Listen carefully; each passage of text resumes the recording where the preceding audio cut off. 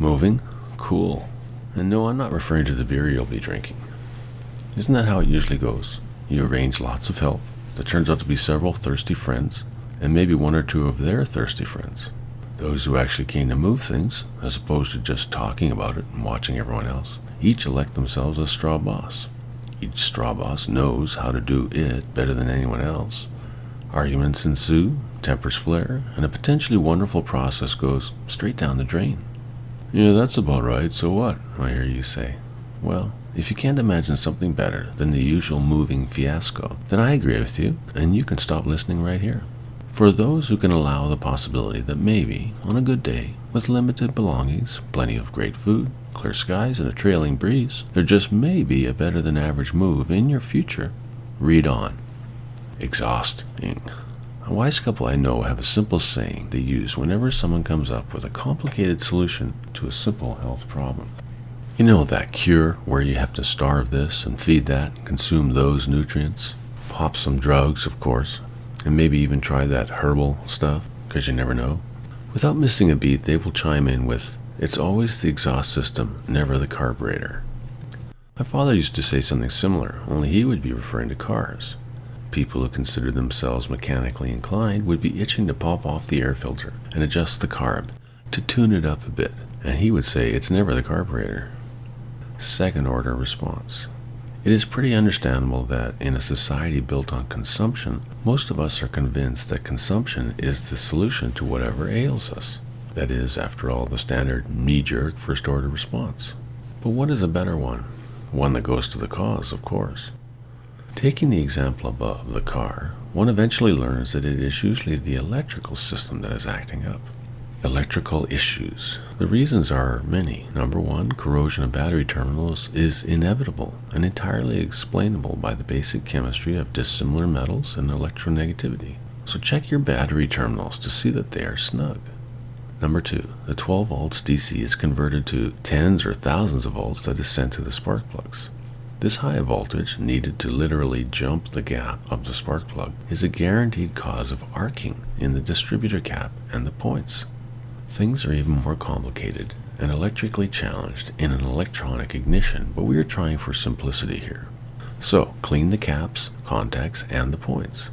3. The leads to the spark plug are carrying very high voltage, and so can arc, i.e. discharge into whatever, if they are not in good condition. They can also simply fall off. One roadside cure I effected involved plugging the main lead back into the coil, a lead that went horizontally across half the engine. That's how they had designed it. The engineer in me wanted to scream. So pop the hood of a sputtering car and listen for arcing, or the characteristic misfiring that indicates a bad cylinder, in quotes, i.e. a bad spark plug lead. Number 4, check the plugs. Plugs have to encourage a high voltage arc to happen tens of thousands of times each car trip, so naturally they can get dirty or worn. Okay, enough of Auto Mechanics 100, you say. Let's get back to that exhaust system remark. Consumptionitis. Well, my friend's point was that we tend to consume ourselves into problems and then try to eat ourselves out of them without changing our eating habits. In car terms, their solution is saying, you want more power from your car? Well then do the first thing any street car racer does.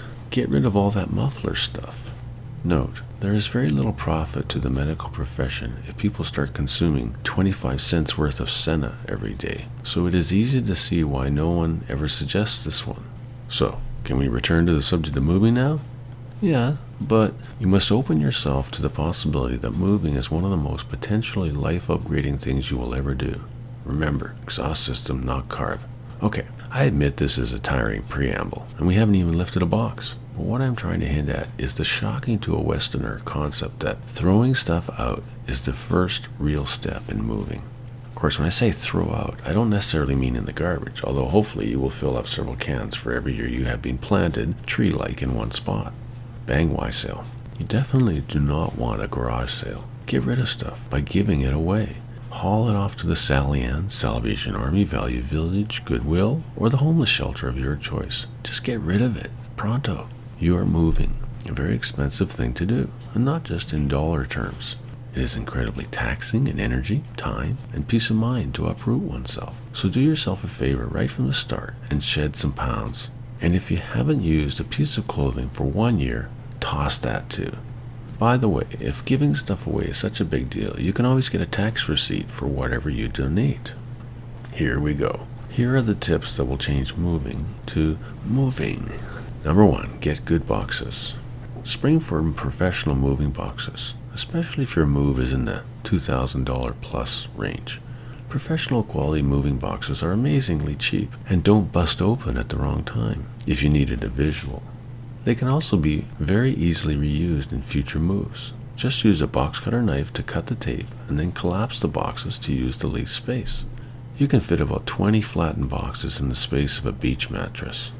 Number 2, plenty of Gatorade or Powerade. To get enough aid, plan on at least 2 bottles for each person that is helping with the move, to go with the top quality water you will have on hand. I drank half a gallon of water during one move. Keep the cases right by the door and dip into them even during the packing stage. I don't know if it is the dust unearthed during packing, or the dry cardboard boxes soaking up the humidity in the apartment, the extra labor, or all three, but thirst is definitely a factor in moving. 3A, tape your boxes properly. Now, trust me on this one, you aren't taping boxes properly. No one does, ever. For starters, get good strong packing tape, not that brown plastic stuff. It's too weak. And definitely not duct tape. It's way too difficult to work with and very hard to remove from things you don't want it accidentally stuck to. Also, it is annoyingly hard to get duct tape off the roll, and you need to conserve energy during the whole moving process. Clear, 2-inch wide plastic packing tape is the ticket. Get a thicker ply, i.e. stronger tape, if you have 2 strengths to choose from. Costco sells it in an 8-roll pack. Perfect. 3B, tape for strength. When taping the bottom of a box, instead of just one dash of tape in the middle, use a full segment of tape with about 3 inches of overflow up the sides on each end. Try not to handle the sticky side of the tape. This will weaken its grip. And push all of the tape down fully. If it comes loose, you lose. Now, back to the bottom. We haven't finished yet. 2 extra swaths of tape are going to be used to tape the otherwise open edges. We are taping all parts of the capital I, if that helps explain things. This will bring a huge increase in box strength and is highly recommended for boxes that will carry books, tapes, or other heavy items. 3C, tape for durability.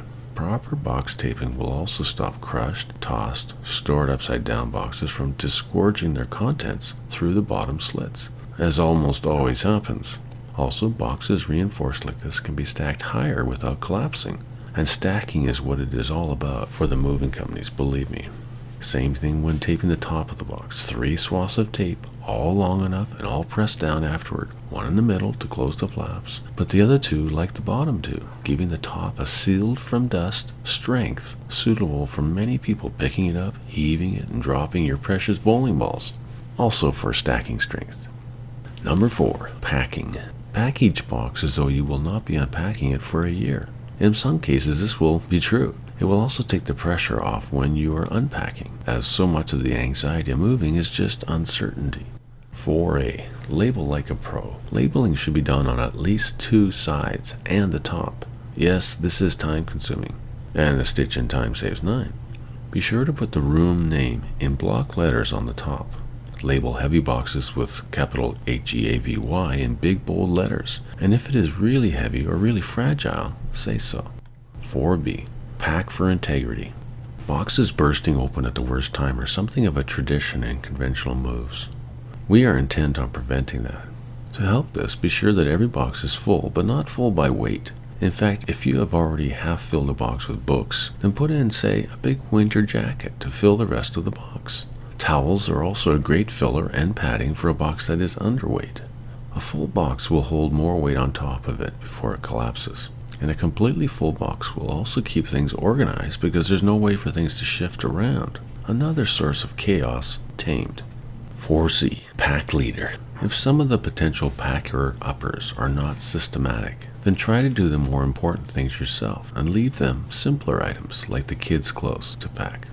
Leaders need to be in top form, so don't forget to hydrate. Take a drink after each box is filled if you need a guideline. Besides, pauses are a natural way for your mind to think of the logical next step. True leadership is more about organization than giving orders. Give yourself time to plan, to estimate, to consider what will happen on reaching your new home. It all pays off with a fresher you and an easier move. 4D. Organize from the start. If you are in a tiny apartment with lots of stuff around, then it helps to pack the most bulky stuff first. Regardless of what you pack, be sure to move the packed boxes to a spot near the main entrance. By using this normally unused space, you will be freeing up space throughout your apartment. Also, stacking packed items maintains order. Moving is tiring because of the chaos. Remove the chaos and you remove the stress. After 2 or 3 levels of boxes, you can stack the bulkiest yet light things on top. Anything that gets you more space or increases your working space. 4E. Desert Island Box. Early in the packing process, you should build an essentials box containing one of each thing you need to get ready in the morning. It could include packaged food for a simple meal, as well as bathroom items like shampoo, shaver, toothbrush. Throw in several pairs of socks. It is amazing how good it feels in the middle of a long project to change your socks. Don't forget to label your essentials box with large letters on all sides of the box. 4F. Long haul tips. If you are traveling from one city to another with the moving truck on a different schedule, then this is a good time to get out your suitcases, set them up somewhere, and start adding. I do this up to a week before I travel. As I think of something, I put it in the suitcase. Even my shaver. I can always use it each morning and return it to the suitcase, but this way I tend to remember everything I need. 4G. Self-encouragement. Give yourself daily positive reinforcement of both what you are doing and of your ability to do it. This will help keep you motivated, and you will need it. It is just another way to decrease the last-minute panicking. Like the best athletes who visualize their win, you can visualize and anticipate all aspects of your move. 4H. Don't overpack. If space is at a premium in the moving truck, or especially if you are doing it all by car, do not box things that are weirdly shaped. It is very space inefficient to do this. It also makes the weirdly shaped item even harder to move. And it wastes your time twice over, as you have to wrap or pack it at one end and then you have to undo this at the other. Just wrap the oddball thing in a moving blanket and, well, see below for how and when to load such items. Capsule summary: weird stuff gets loaded last. 5. Moving orders. Order is what moving is all about, and it seems hard to keep it when you are being uprooted. But a few basic principles will make it a piece of cake. As mentioned earlier, when you are packing, put all filled boxes near the moving door of your old dwelling. Don't leave them where they are filled up unless they are too heavy to move easily. Having everything right by the door makes it easy for others to move things without having to ask you, what's next? 5A. Boxes first. In the moving truck, put all the boxes in at the beginning.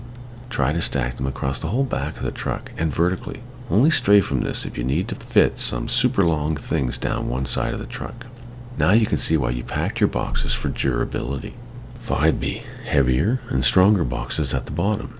A large part of the disruption of moving is when you arrive and find boxes have collapsed, spewing their contents randomly. This is very discouraging, but you can work to prevent it by putting the heaviest boxes, the ones with the heavy-duty cardboard and the most tape, right, on the bottom of each box pile. Depending on the mix of stuff that you have, you should leave a bit of room at the top of the box piles to be used later for that weird but light stuff. Leaving room will also decrease the chance of the stack of boxes crushing the bottom ones because the stacks will be shorter. If you have been organized in your packing and chosen the right size truck, you should have sufficient room to spare that you don't need to stack your boxes to the ceiling. 5C. Furniture and appliances next. Be sure you don't put furniture on first or last, as doing either will cause problems. One of the most common mistakes is to put furniture in first, probably thinking that if the big stuff will fit, the rest can be stuffed in the gaps. This is the kind of emotional decision making we are trying to avoid. The problem with furniture is that it is chaotic. When you begin with chaotic items, other items must follow this chaos with even more chaos. 5D. A glimmer of order through the clouds. Boxes are the opposite of furniture, and exactly like a moving truck. Orderly, square-shaped, stackable. Put your boxes in first and they will almost literally disappear into the back of the truck. You paved the way for this by immediately assigning box carrying duty to your moving assistants so they could begin moving without needing your help. And you had those boxes closest to the door. See how it is all coming together? 5E. Time for a quick sanity check. Now take a perspective break. Will your stuff take 2 trips in the moving van anyway? If so, don't waste time and energy trying to fit 94% of your stuff in the first load. Making a trip and unloading some of the stuff especially if you choose the right stuff, can be very time productive, especially if you can take along an unpacker who unpacks all that china into the china cabinet. Hint, boxes make a great first truck cargo. 5F, method in our fastidiousness. Moving is a logistics problem. It is easy for the process to get bogged down in one of many possible choke points, and one of the most common choke points is that people get in each other's way. Setting up a second front at the new location is a great efficiency booster, and it can be a morale booster as well. When the rest of you arrive on the second trip, the first wave of unpackers will be there to greet you as they hand you a non-alcoholic beverage, and as you get inspired by what has been unpacked already. Subdivide and conquer. 5G, weird stuff. This can be a really fun part of the move, if you have handled the boxes and the furniture stuff properly. It can be fun because you're trying to lose the nastiest stuff from a moving efficiency point of view in the nooks and crannies that will exist in the truck now. But first, 5H, don't rush the last phase. Get people to just bring the weird stuff out and leave it right near the truck. Strongly resist the urge to put weird stuff directly into the moving truck. Once all the weird stuff has been brought out, hop into the truck after designating one person as the official outside the truck helper. They will hand things to you as needed, saving you the time and energy needed to climb in and out of the truck. 5I, slow and steady. Okay, now grab one item at a time and think about where would be the best place to put it. Hint, the obvious places, like on top of the couch, are most likely the worst. Try to lose the smaller weird-shaped items first, and I mean lose them. They will often go into spaces that nothing else would go in, and once there, are not in the way of anything else going in. Also, this type of second-order packing will help keep everything in place, with less shifting and tipping over during the driving stage. 5J, your perfect moment. Loading the truck is not a time to do things halfway. If there is a space under an office desk for a weird item, plus 50% space left over, then look around for another weird item to take up the other 50%. Some things are more flexible than they appear. Those sleeping bag rolls can be unrolled and tucked into all kinds of places, providing a soft and clean blanket or just good top-of-the-boxes material that doesn't crush the boxes. Used like this, they take up less space than in their rolled-up form. Tossing blankets or sleeping bags on top, while a good use of space, will increase the chance they will just fall on top of something else and or get in the way when you begin unloading the truck. So a great third-level idea is to lay sleeping bags or blankets flattened out between the box levels. Padding boxes like this will also decrease the fundamental urge boxes have to slide around. And as a fourth level tip, put the blankets or sleeping bags under part of the box. In fact, you can slightly tip the boxes backward by doing this. Then, if the sleeping bags are slippery, you only have a partial slippery surface that the boxes are resting on, so they still won't slide around. 5K. It will fit, won't it? If you are not sure if everything will fit in the last truckload, then ask some of the vehicles to wait so that they can take any overflow items with them. This is the phase where you have to be the most flexible. There are many ways to do things and many tricks to gaining space. Also, at this stage, everyone is tired, and there is a tendency to dump things, setting them down on top of other stuff in unstable and very suboptimal ways. One or two people who are able to be patient and try several places for each item, in their mind at least, will achieve the best result. So, 5L, people management. If you have multiple people and are just moving across town, this can be a good time for some of them to go on ahead to the new house. This takes the pressure off, reduces the chance of packing arguments, and gives them a chance to recharge. Even better, give each of them some refreshment and tell them you'll be there 30 minutes after them so they can take a lunch break. Tip: plants defy packing and suffer from moving. Treat them to some well-earned chauffeur service by asking one or more car owners to carry them, preferably two-person cars so that one person can monitor or hold the plants throughout the trip. 5M, unfilled moving truck concerns. On the other hand, if you have quite a bit of space available, concentrate on placing things so they won't fly around. Put as much stuff as possible on the floor of the truck. Be sure heavier items are lower. Butt stuff together so that each will help keep the other from tipping over. On one occasion I rode in the truck on the drive over so that some of the more fragile items would not fall over during the drive. This was not a very safe thing to do, so I'm not recommending it. And in looking back on that move, I think it reflected what happens when others are in charge. A lack of thought in packing leads to an unsafe moving trip. Number 6, the drive. Drive slowly. I think I've ridden with a total of one person who drove too slowly in the moving truck. The rest were either too fast or just barely slow enough most of the time. Look, if you go slow, you will use less gas. You will be less likely to get in an accident. You will put less wear and tear on your friend's truck. And you will damage less stuff. 7. Enjoy the ride. The drive over is a great time to pat yourself on the back. You've done the hardest two parts, packing and loading. Unloading will happen easier and faster than you think. For one, your assistants can figure out where the couch goes.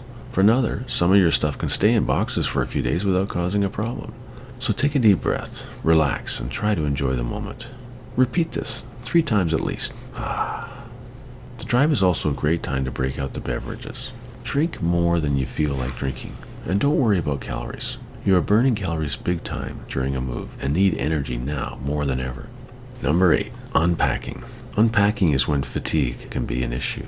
The goal is pretty clear. The toughest moving challenges have been identified, but don't overdo it. You'll find a way to fit your couch into that ridiculously small elevator. They are usually designed to just fit. Trust the just. After all, you are only human, flesh and bones, and some of them may have already gone through quite a few decades of abuses, large and small. Number 9, not unpacking. Some unpacking can be deferred. If you have too few people to unpack, then just put the boxes where you would like them unpacked and close the door to that room for now. Prioritize and hydrate. Every single person involved in the move will be dehydrated at this point, so dig out the fluid replacement drinks. They really work. After the majority of stuff has been moved, or as people pack it in, offer them something heartier, like yogurt. Yogurt is incredibly easy to digest, full of protein nourishment, and requires zero cooking, table setting, dish finding, or cleanup. Number 10, now treat yourself. Once the truck and the helpers have gone, treat yourself. Go out to dinner. I would suggest a salad bar, because you might be surprised both at how hungry you are and how your body is asking for different and more healthy foods than usual. Afterward, take a little drive. You have moved to a new area after all, and might as well see what it looks like. That way, when you get home, your mind has something other than blank walls and brown boxes to think about. Number 11, success. Once back in your new home, this can be a great time to do a small amount of unpacking. Putting it another way, there are probably a half a dozen essentials that you would very much like to locate right about now.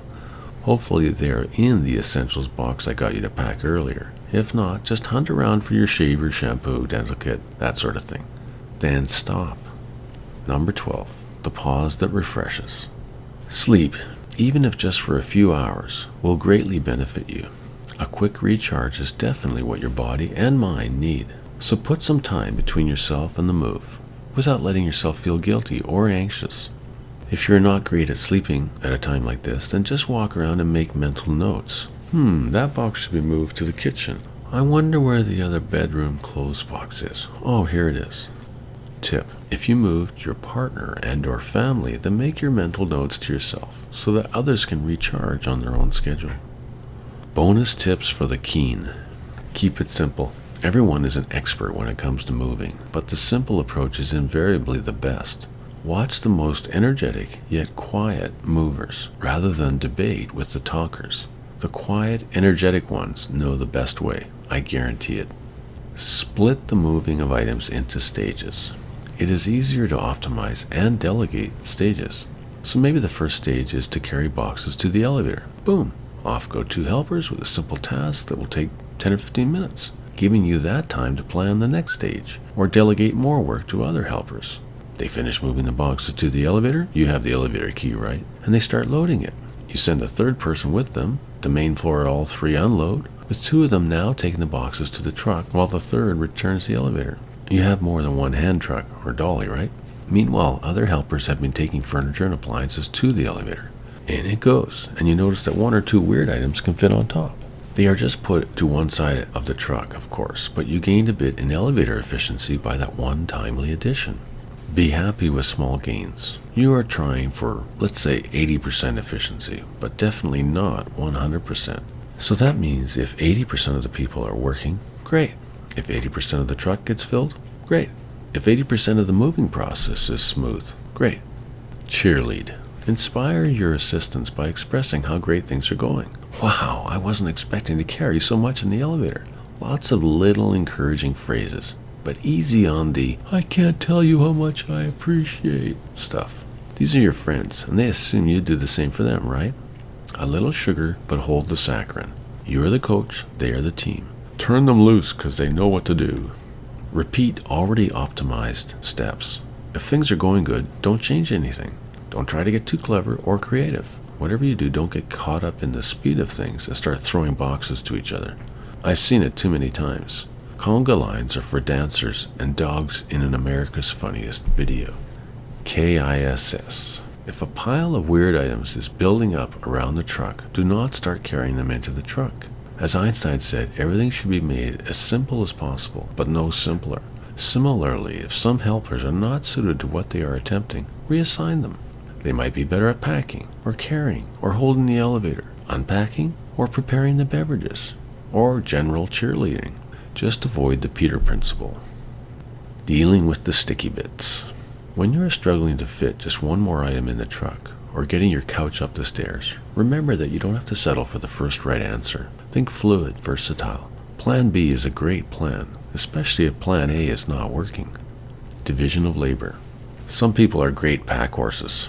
I chuckle when I think of one of my closest friends helping me move 12 70-pound boxes of books some years back. One of the strongest people I know and a most uncomplaining and true friend. I sure got him huffing. Of course, I was moving right along with him, but he really did like being told what to do in simple terms and then proceeding to do it. He told me just that on many occasions. Some people like to give orders, but aren't good at it. Ask them as a special favor if they could pack this box of kitchen stuff, as you're quite worried about it, or assign them to some part of the unpacking process. A detail-oriented process off in some corner of the kitchen or bathroom can keep them busy and out of the way for an hour or more. Wanted, perfect packing person. The most important position is the truck packer. If you have professional movers, then one of them will naturally do this job. If you have just a few friends, then try to find one who is likely to understand some or all of the principles outlined here. No matter who does it, don't be afraid to supervise. Super tweak. To save energy, try to pivot or relay items rather than carrying them as you transport your body. This can save 150 to 250 pounds per box. Hand trucks and dollies are big energy savers when moving more than 10 feet, but look at what you're doing and see if putting the boxes here on the landing instead of 10 feet past the landing near the truck saves you from having to lift yourself up and down those landing stairs each time. You add a step, landing then truck, but you save 150 to 250 pounds up and down a flight of stairs for every box. Why not save your knees and your back? Share your own efficiency gains. Moving is, by definition, a thing in motion. It should be fluid. Allow people to do things in different ways, especially if that suits their age and or strength limitations. Also, some of us love to hoe our own row because we come up with efficiencies that way. Allow it, reward it, and share it. Send me an email if you come up with something I've missed. I love to pivot around and move that idea along to others. Have a great move. Good luck with your life and take care.